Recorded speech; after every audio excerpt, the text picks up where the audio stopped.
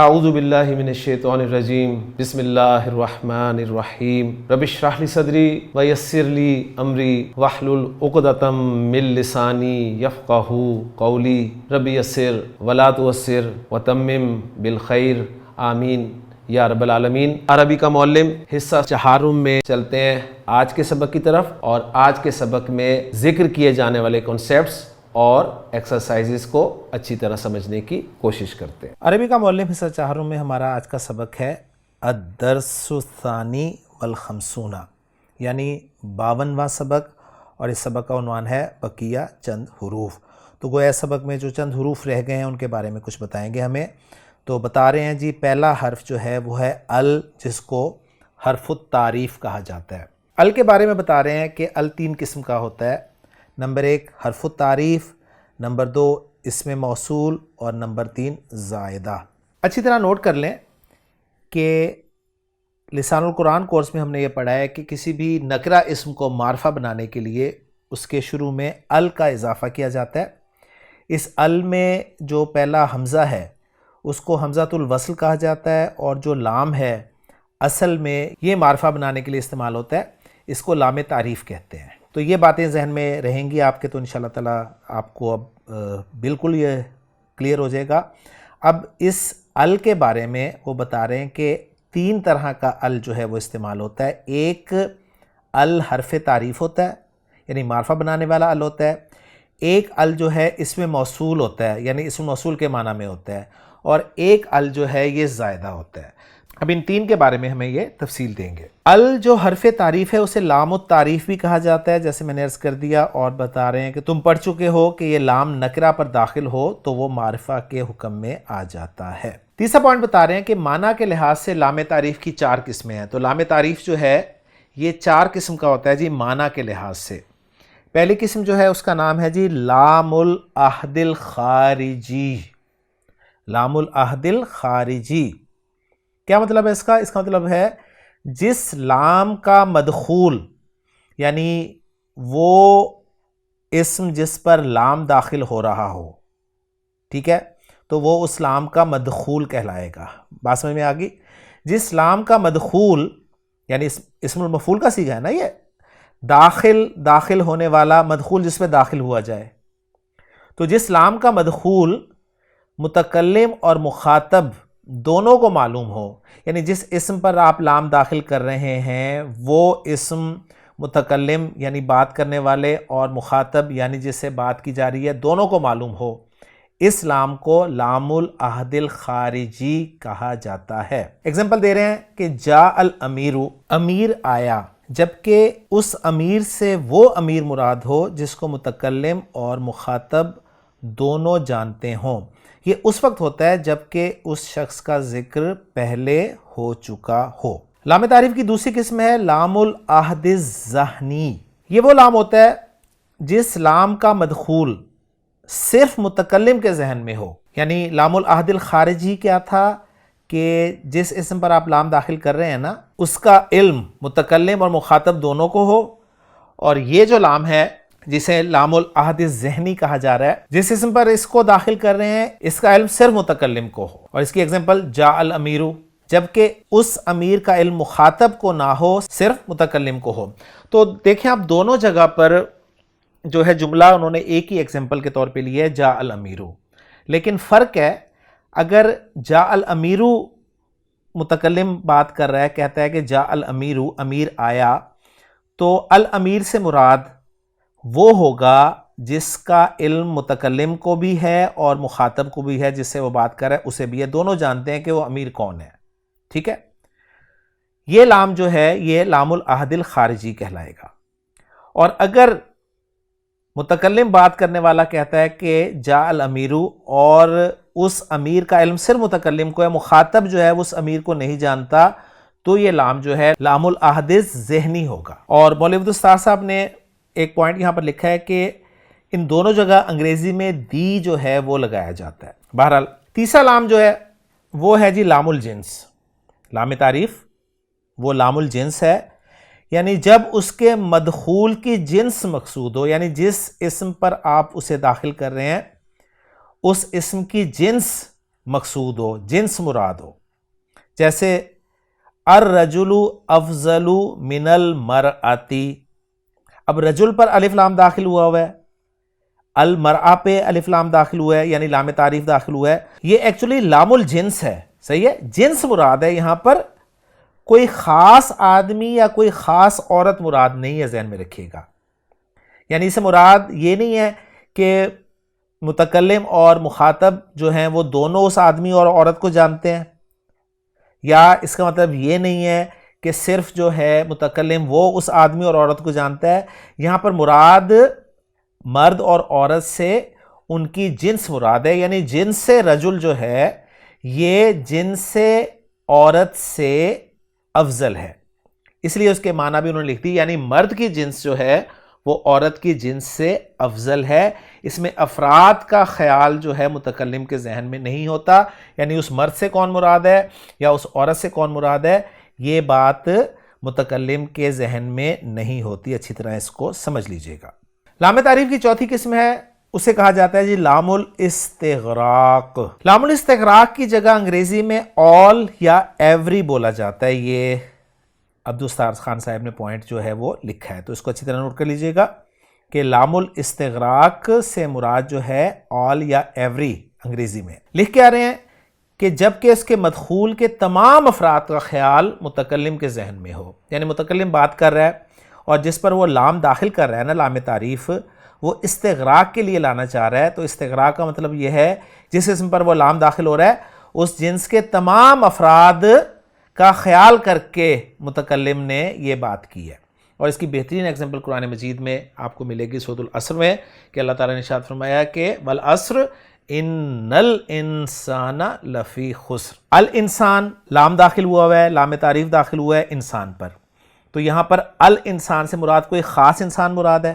نہیں، خاص انسان مراد تو نہیں ہے نا. نہ تو یہ لام العہد الخارجی ہے، یعنی نہ تو متکلم اور مخاطب دونوں کو پتہ ہے کس انسان کی بات ہو رہی ہے، نہ ہی یہ صرف متکلم کے ذہن میں ہے انسان، نہ ہی یہ جنس کے لیے استعمال کیا گیا کہ انسان کی جنس جو ہے وہ نقصان میں ہے، بلکہ اس انسان کی جنس کے تمام افراد کو ذکر کیا جا رہا ہے کہ تمام انسان بہت بڑے خسارے میں ہے. تو بہت اچھی ایگزامپلز ہیں، امید کرتا ہوں کہ بات آپ کو سمجھ میں آ رہی ہوگی. اس لیے ترجمہ بھی آپ دیکھیں انہوں نے کیا کیا، انسان کے تمام افراد خسارے میں ہیں، الا الذین آمنوا وعملوا الصالحات، مگر وہ جو ایمان لائے اور اچھے کام کیے. اب تنبیہ نمبر 1 بہت اہم ہے، وہ ذرا سمجھ لیجئے. وہ کہہ رہے ہیں لام الجنس اور لام الاستغراق میں فرق یہ ہے، یعنی اگر دیکھا جائے غور سے تو لگتا یہی ہے نا کہ لام الجنس اور لام الاستغراق میں فرق کیا ہے. فرق یہ ہے، آپ کو پتہ چل گیا ہوگا کہ لام الجنس سے مراد صرف جنس مراد لی جاتی ہے، افراد مراد نہیں ہوتے، جبکہ لام الاستغراق میں جنس کے تمام افراد مراد لیے جاتے ہیں. وہی بتا رہے ہیں کہ لام الجنس اور لام الاستغراق میں فرق یہ ہے کہ جنس میں افراد ملحوظ نہیں ہوتے، لیکن لام الاستغراق میں افراد ملحوظ ہوتے ہیں، اس لیے اس میں استثناء یعنی چند افراد کا الگ کرنا جائز ہے. اس لیے آپ نے دیکھا کہ سورۃ العصر میں جو الف لام داخل ہوا ہے یہ لام الاستغراق ہے، تمام افراد مراد لیے گئے انسان کے، اس لیے ان میں سے ایگزمپٹ کیے جا رہے ہیں وہ لوگ جو ایمان لائے، جنہوں نے نیک اعمال کیے، جنہوں نے تواصی بالحق اور تواصی بالصبر کا سہارا لیا. چوتھا پوائنٹ دے رہے ہیں کہ جو ال اسم فاعل اور اسم مفعول پر داخل ہوتا ہے وہ عموماً موصولہ ہوتا ہے. یعنی انہوں نے جو ال کی 3 قسمیں ذکر کی ہیں نا، وہ کون کون سی تھیں؟ نمبر 1 حرف تعریف، نمبر 2 اسم موصول اور نمبر 3 زائدہ. تو اب اسم موصول والے ال کی بات کر رہے ہیں کہ وہ ال جو اسم الفاعل اور اسم المفعول پر داخل ہو وہ عموماً موصولہ ہوتا ہے. جیسے ضارب، آپ کہیں ضارب مارنے والا، تو الضارب اس کے معنی ہوں گے الذی ضربا، الذی ضربا وہ جس نے مارا، تو یہ ال جو ہے الذی کے معنی میں ہوگا. اور اسم مفعول پر داخل ہو جیسے مضروب جسے مار پڑی ہو، تو المضروب کا مطلب ہوگا الذی ضربا وہ جس کو مارا گیا. بات سمجھ میں آ گئی؟ تو یہ ال جو ہے جو اسم الفاعل اور اسم مفعول پر داخل ہوتا ہے وہ عموماً وہ کہہ رہے ہیں کہ موصولہ ہوتا ہے. تو اس کا مطلب ہے کوئی خاص پوائنٹ یہاں بھی ہوگا. 5واں پوائنٹ دے رہے ہیں کہ جو ال اسم علم پر داخل ہو وہ زائد ہوتا ہے، کیونکہ اسم علم خود ہی معرفہ ہوتا ہے، لیکن ہر ایک اسم علم پر ال نہیں لگایا جا سکتا. اہل زبان نے جہاں لگایا ہے وہیں لگے گا، جیسے الحسن، الخلیل، الفضل، العباس، النعمان، الحارث کہہ سکتے ہیں کیونکہ اہل زبان سے ایسے سنا گیا ہے، مگر المحمد یا المحمود نہیں کہا جا سکتا۔ تو یہ ال جو ہے جو زائد ہوتا ہے اور یہ اس میں علم پر لگتا ہے، حالانکہ اس میں علم خود معرفہ ہوتا ہے اور ہم جانتے ہیں کہ ال جو ہے وہ معرفہ بنانے کے لیے لگایا جاتا ہے، لیکن اگر معرفہ پہ ال داخل ہوا ہو تو وہ ال زائد ہوتا ہے، اور وہ پھر لگتا کیوں ہے؟ وہ خوبصورتی کے لیے، تحسین کلام کے لیے لگتا ہے، ذہن میں رکھیے گا، اس سے خوبصورتی پیدا ہوتی ہے، اور ہم نہیں لگا سکتے۔ اگر عرب نے لگایا ہے تو ہم اسی کا لگا ہوا استعمال کریں گے، جیسے پاکستان ایک اس میں علم ہے، لیکن کچھ عرب جو ہیں پاکستان پر ال لگا کر بولتے ہیں، اسے الپاکستان بولتے ہیں، کچھ ال کے بغیر بولتے ہیں، تو ہم نے اس طریقے سے پھر دونوں ہی استعمال کرنے ہیں، یعنی ہم الپاکستان بھی استعمال کر سکتے ہیں اور پاکستان بھی استعمال کر سکتے ہیں، کیونکہ عرب سے ہی ہم نے یہ سنا ہے۔ اگلی بات بتا رہے ہیں کہ اکثر ملکوں کے نام پر ال زائدہ لگایا جاتا ہے، اکثر آپ نے دیکھا نا ملکوں کے نام پر ال لگا ہوا ہے، جیسے الشام، الروم، الہند، الپاکستان، العرب، الیمن، الفرنسا وغیرہ، لیکن شہروں کے نام پر بہت کم ال آتا ہے، مکہ، مصر، بغداد، لاہور۔ تو بتا رہے ہیں کہ ملکوں کے نام پر اکثر ال زائد لگتا ہے، لیکن شہروں کے نام پر بہت کم ال لگتا ہے۔ البتہ المدینہ پر ال لگایا جاتا ہے، کیونکہ مدینہ تو ہر ایک بڑے شہر کو کہہ سکتے ہیں، اسی طرح القاہرہ پر بھی لام تعریف داخل ہوتا ہے۔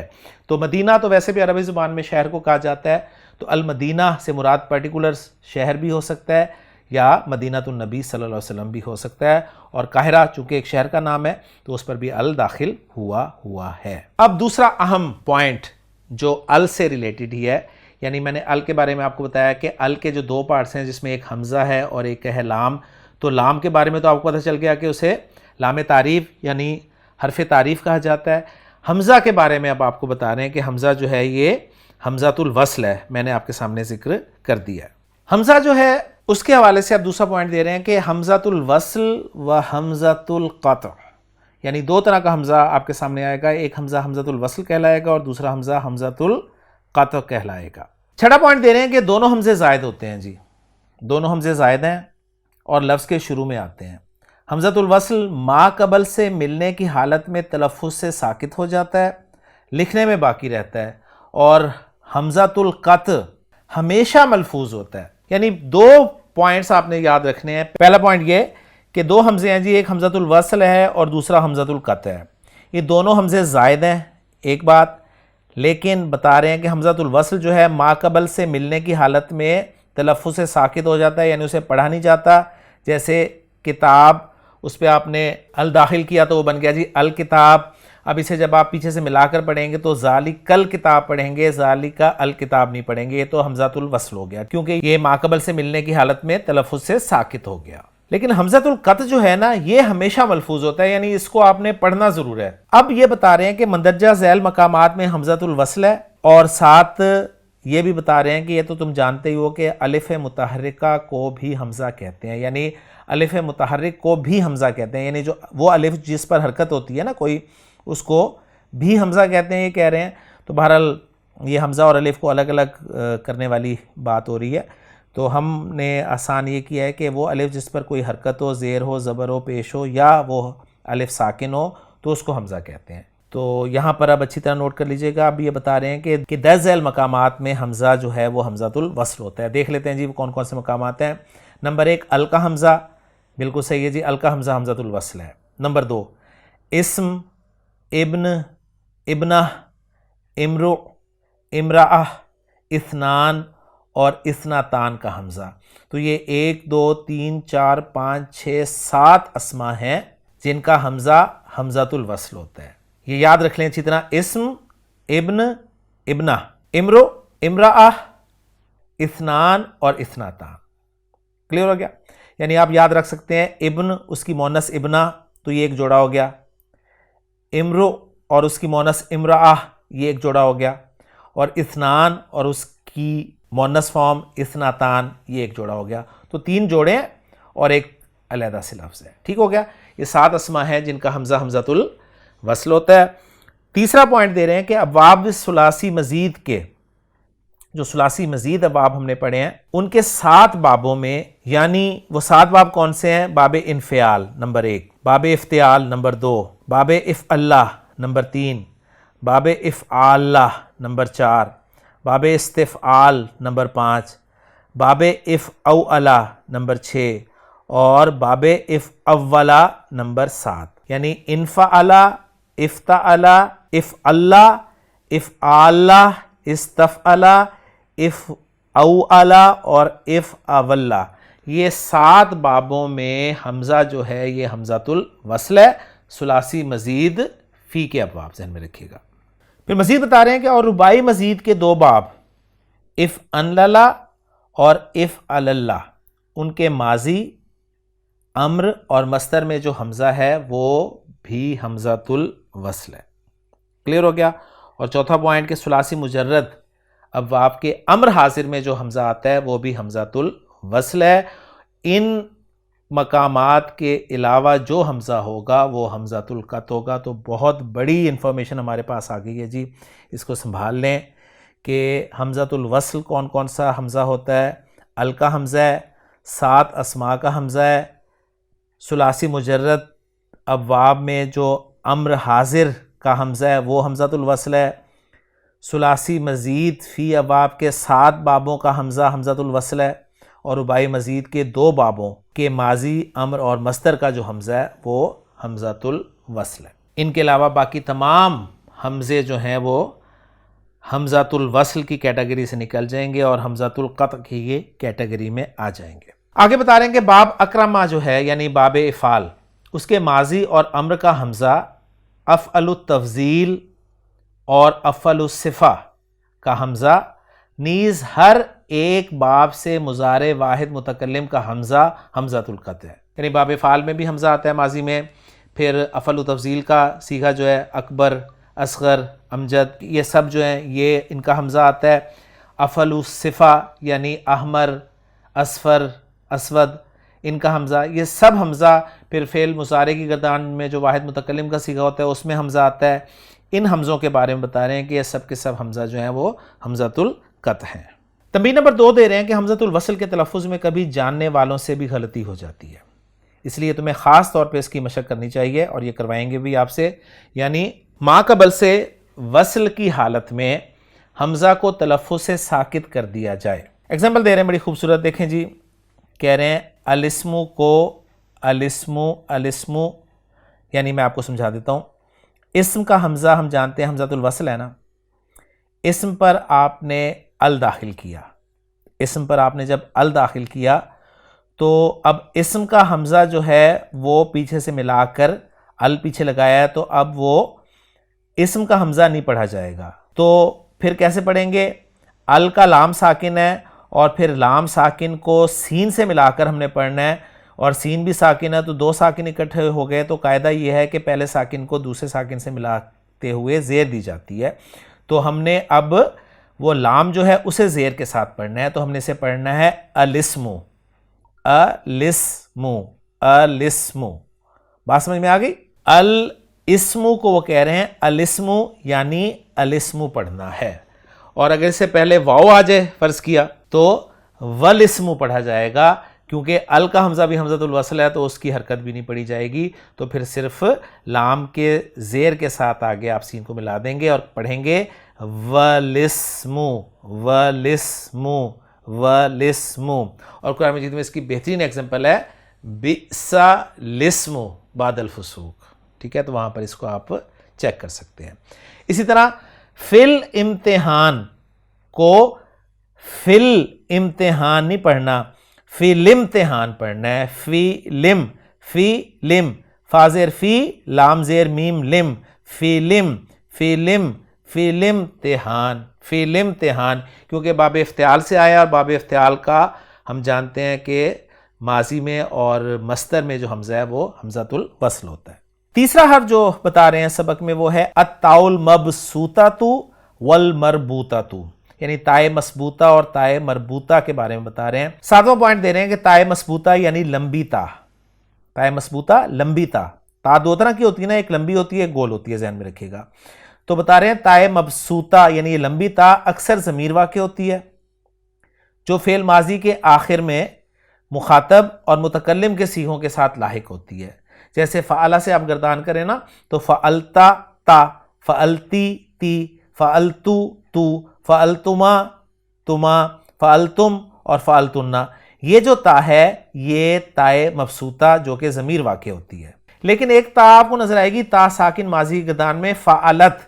یہ تا جو ہے یہ ضمیر نہیں ہوتی بلکہ یہ صرف علامت تانیث ہوتی ہے. یہ اچھی طرح پوائنٹ ذہن میں رکھ لیجئے گا.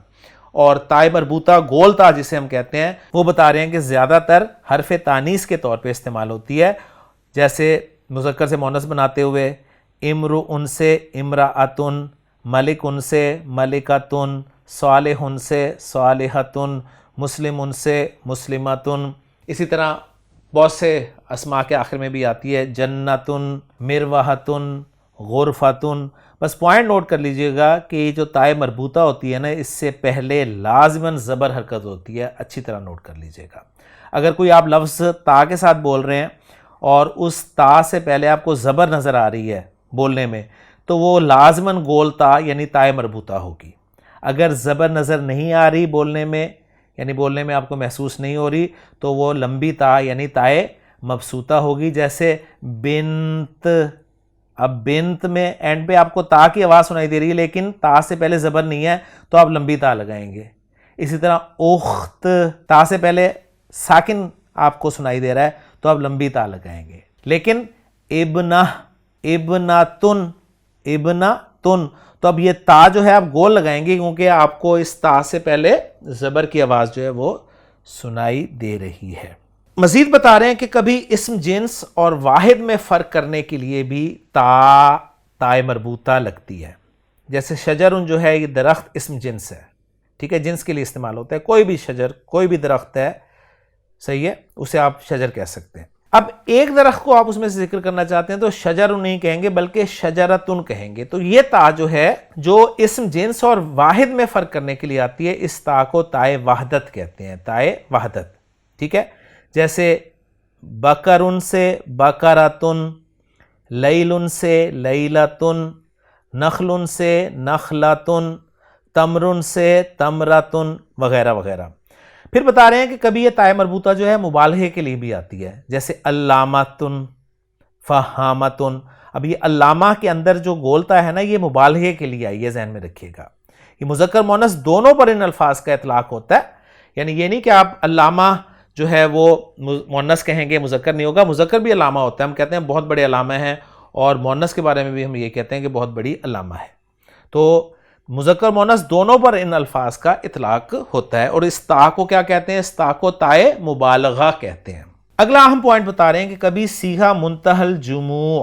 یہ صیغہ منتہی الجموع کیا بلا ہے؟ یہ وہ صیغہ ہے جس کے معنی ہے جمعوں کی انتہا. یعنی عربی زبان میں ہوتا ہے کہ ایک لفظ کی جمع مکسر بنتی ہے، پھر اس جمع مکسر کی مزید جمع مکسر آگے بن جاتی ہے، پھر اس جمع مکسر کی مزید جمع مکسر بن جاتی ہے. یہ سلسلہ چلتا ہے اور ایک وقت آتا ہے کہ مزید جمع مکسر نہیں بن سکتی، پھر اس کی جمع سالم بن سکتی ہے لیکن جمع مکسر نہیں بن سکتی. تو جہاں پر وہ جمع مکسر بننا بند ہو جاتی ہے اس صیغے کو صیغہ منتہی الجموع کہا جاتا ہے، ٹھیک ہے، یعنی جمعوں کی انتہا. تو پوائنٹ بتا رہے ہیں کہ کبھی صیغہ منتہی الجموع میں لگتی ہے. اب یہ صیغہ منتہی الجموع جو ہے نا یہ کل 3 ہیں، اچھی طرح آپ نوٹ کر لیجئے گا. جمع کے الفاظ ہیں، یہ جمع مکسر ہیں. پہلے 2 حروف زبر کے ساتھ، اس کے بعد تیسرا حرف الف، اس کے بعد ایک حرف شد کے ساتھ ہو. دوسری صورت میں الف کے بعد 2 حروف ہوں. تیسری صورت میں الف کے بعد 3 حروف ہوں مگر درمیان والا حرف ساکن ہو. تو یہ جو 3 صیغے بن رہے ہیں یہ صیغہ منتہی الجموع کے صیغے کہلاتے ہیں. تو بتا رہے ہیں کہ کبھی صیغہ منتہی الجموع میں بھی یہ تائے مربوطہ لگتی ہے. جیسے اب ذرا غور کریں، اساتذہ کس کی جمع ہے؟ استاذ کی جمع ہے نا. تو استاذ کی جو جمع بن رہی ہے وہ بن رہی ہے اساتذۃن، اساتذۃن. تو ذرا آپ نوٹ کریں کہ صیغہ منتہی الجموع بن رہا تھا، 2 زبر آ گئیں، پھر الف آ گیا، پھر 2 حروف آ گئے. 2 حروف آ گئے نا. تو 2 حروف آ گئے تو اگر یہ صرف اتنا ہی لفظ ہوتا نا اساتذ تک تو ہم اس کو غیر منصرف پڑھتے ہیں اور اسے کہتے ہیں اساتذو، اساتذہ اور اساتذہ. لیکن یہ صیغہ منتہی الجموع کا بن رہا تھا نا اساتذہ، اس کے آخر میں گول تا لگ گئی ہے. اب یہ تا جو ہے یہ تائے مربوطہ لگی ہوئی ہے. تو اب یہ منصرف ہوگی، اب یہ غیر منصرف نہیں ہوگی، کیونکہ اس پہ وہ جو تیسری سچویشن ہے اس کا اطلاق نہیں ہوتا. تیسری سچویشن کیا تھی کہ الف کے بعد 3 حروف ہوں لیکن درمیان والا حرف ساکن ہو. تو درمیان والا حرف تو ساکن ہے ہی نہیں، وہ تو زبر کے ساتھ آیا ہے. بات سمجھ میں آ گئی نا؟ تو اس لیے یہ غیر منصرف نہیں ہوگا بلکہ منصرف ہی ہوگا. اساتذۃن، اسی طرح زندیق کی جمع زنادقۃن، اور اسی طرح ملک کی جمع ملائکۃن. مزید بتا رہے ہیں کہ کبھی اسم منصوب کسے کہتے ہیں؟ وہ اسم جسے نسبت دے دی جائے. کبھی اس منصوب کی جمع کے ساتھ بھی یہ تا لگتی ہے، جیسے اشاعرۃن. اشاعرۃن یہ جمع ہے اشعریون کی. اشعری، اس کو میں آپ کو سمجھا دیتا ہوں. جیسے مکہ ہے نا، مکہ سے ہم نے اسم منصوب بنانا ہے تو ہم کہیں گے مکی. جیسے اردو میں ہم کہتے ہیں نا لاہور سے نسبت رکھنے والا کیا ہوگا؟ لاہوری. فیصل آباد سے نسبت رکھنے والا کیا ہوگا؟ فیصل آبادی. تو اسی طرح یہ ہمارے جو مسالک ہیں وہ بھی نسبت کے حوالے سے ہی ہوتے ہیں، یعنی جو امام احمد بن حنبل سے نسبت رکھتے ہیں وہ حنبلی کہلاتے ہیں، اور جو امام ابو حنیفہ سے نسبت رکھتے ہیں وہ حنفی کہلاتے ہیں. اسی طرح مالکی اور شافعی. تو اشاعرہ یہ جمع ہے اشعری کی، اور اشاعرہ اس میں آپ دیکھیں گولتا لگی ہوئی ہے. تو اشعریون جو ہے یہ اس میں منصوب ہے. اسی طرح حنبلیون اس میں منصوب ہے، اور ان کی جمع جو ہے وہ ہے اشاعرہ اور حنابلہ. تو اب یہ کیا ہے؟ یہ اس میں منصوب ہیں. پیٹرن آپ کو لگے گا منتہی الجموع والا ہی سیکھا، جیسے 2 زبر آ رہی ہیں، پھر الف آ رہا ہے، پھر 2 حروف آ رہے ہیں، لیکن یہ ایکچولی کیا ہیں؟ یہ اس منصوب کی جمع ہے. اگلا پوائنٹ دے رہے ہیں، کبھی کسی حرف کے عوض میں گولتا بڑھا دی جاتی ہے. جیسے واو این زا مادہ جو ہے ماضی وعظا یعظو، اور اس کا مصدر جو ہے وازن بھی آتا ہے، اور وازن میں سے واو کو ہٹا کر عین زا کے بعد ایک گولتا لگا دی جاتی ہے اور اس کو عزتن کہہ دیا جاتا ہے. بالکل اسی طرح جس طرح واو صاد فا وصفا یصفو وصفن یا صفتن. وصفن اور صفتن دونوں میں فرق کیا ہے؟ وصفن میں واو لگا ہوا ہے اور صفتن میں واو کو ہٹا کر اس کی جگہ اینڈ پر تا لگا دی گئی ہے. تو یہ تائے عوض کہلاتی ہے. تنبیہ نمبر 3 دے رہے ہیں کہ لفظ کے درمیان تائے مبسوطہ اور تائے مربوطہ کی شکل یکساں ہو جاتی ہے. یعنی اگر کسی لفظ کے درمیان میں تائے مربوطہ آ رہی ہو تو پھر اس کو بھی لمبی تا یعنی تائے مبسوطہ کے طور پر لکھا جاتا ہے. لے جی، یہاں تک ہم نے بہت ہی اہم انفارمیشن اکٹھی کر لی ہے، اور میں سمجھتا ہوں کہ یہ آپ ہضم کر لیں پہلے، تاکہ پھر ہم اگلے لیکچر میں جو مشق آگے آ رہی ہے جس میں وہ ہمیں پریکٹس کروائیں گے وہ فریش ہو کے کریں. تو میں سبق نمبر 52 کو 2 حصوں میں ڈیوائڈ کر رہا ہوں. پہلا حصہ ہمارا یہاں تک مکمل ہو گیا، تائے مبسوطہ اور تائے مربوطہ کے بارے میں ہمیں پتہ چل گیا. تو انشاءاللہ تعالی اگلے لیکچر میں ایکسرسائزز کے ساتھ آپ سے ملاقات ہوگی.